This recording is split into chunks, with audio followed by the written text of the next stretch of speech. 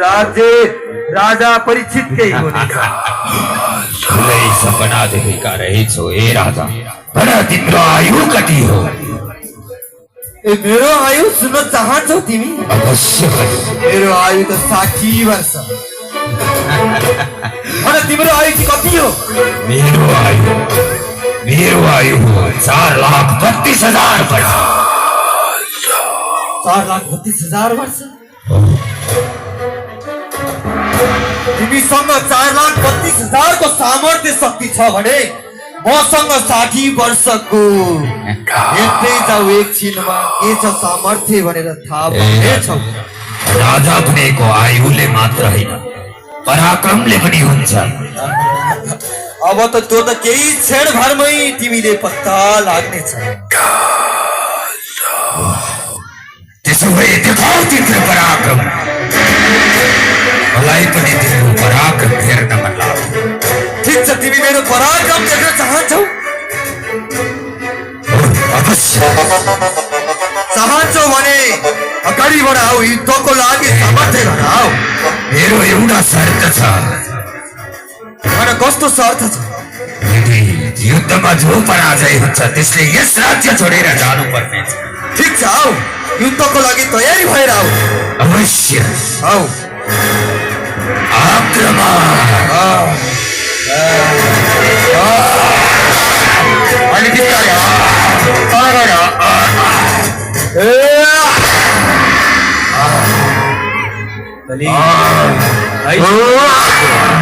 आरामसँग आइज अलि नाति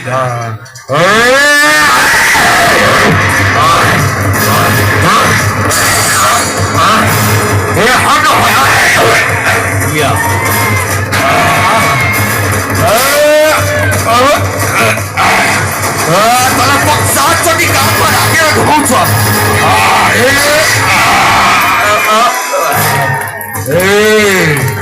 डराएको छैन म, आउँछ।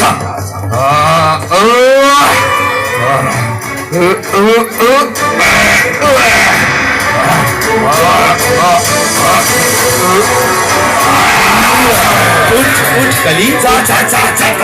आइजो 7 चोटि काखमा राखेर घुमाउँछ। मलाई युद्धको लागि अलिक तगडा बल निकाल। क्या मजा आयो। मजाको कुरा गर्छस् मसँग। आइज अगाडिबाट आइज। अझै उठा, मलाई अझै घुमा। अब यसलाई छोडिदिनु। कसले छोड्दैन?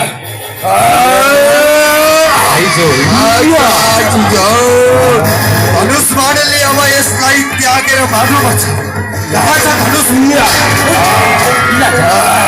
अब दण्ड दिनेछु मूर्खमा, तँलाई दण्ड दिनेछु। दुष्टकली मेरो राज्यमा आएर मेरा जनतालाई दुःख दिने, अब मर्नको लागि तयार भएर बस दुष्टकली।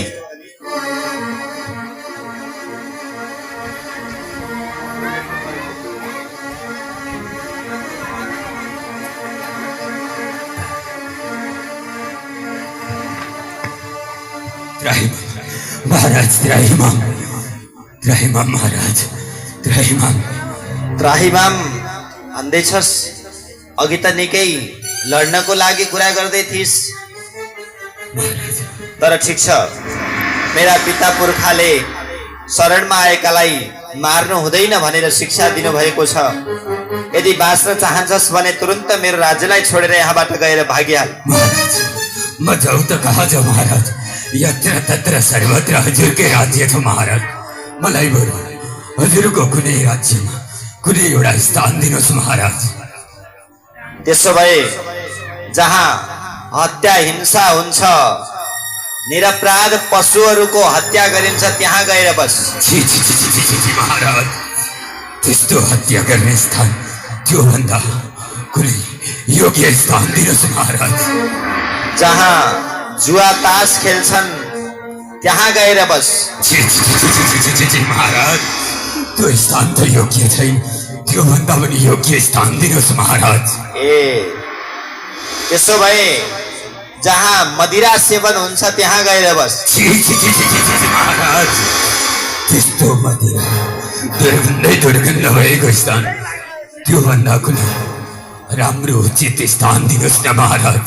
त्यसो भए जहाँ वेश्यावृत्ति हुन्छ त्यहाँ गएर बस। छि छि छि छि महाराज त्यो स्थान त योग्य भएन महाराज।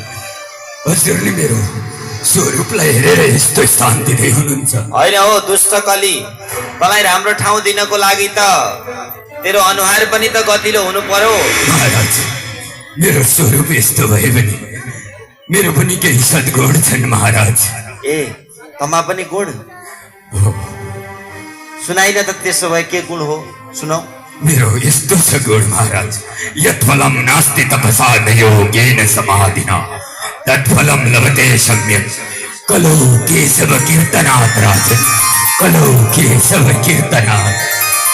ए भनेपछि जुन सत्य द्वापर त्रेता युगमा तपस्या समाधि ध्यान साधनाद्वारा जुन फल मिल्दैन थियो त्यो फल तेरो युगमा भगवानको भजनले मात्रै मिल्दछ होइन त? अवश्य पनि महाराज। त्यही हो यसको अर्थ। हो महाराज। ल तेरो यो गुणबाट म निकै प्रसन्न छु कली। भन् केमा बस्न चाहन्छस्, कहाँ बस्न चाहन्छस्? सुवर्णमा बस्न चाहन्छु महाराज। कली तँलाई थाहा हुनुपर्ने हो स्वर्णमा त भगवानको वास छ, यहाँ तेरो वास हुन सक्दैन। महाराज क्षत्रिय वंशको धर्म हो कि शरण परेकालाई मरण दिनु हुँदैन र हजुरले मलाई तेरो कुनै सद्गुण छ भने तँलाई म उचित स्थानमा दिन्छु भन्नुभएको थियो महाराज। हजुरले गरेका अरूले गरेका ती वाणी नै बाचा भएको छ महाराज। हजुरको त्यो बाचालाई सम्झिनुहोस् महाराज। जा त्यसो भए जो सत्यले कमाइएको सुन हुन्छ त्यसमा त भगवानको वास हुनेछ। जो असत्यले कमाएको ढाँटेर चोरेर छलेर कमाएको धनद्वारा किनेको सुनमा चाहिँ तेरो वास हुनेछ। जा अवश्य पनि महाराज। सुवर्णमा मेरो वास।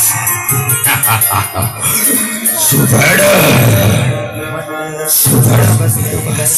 अवश्य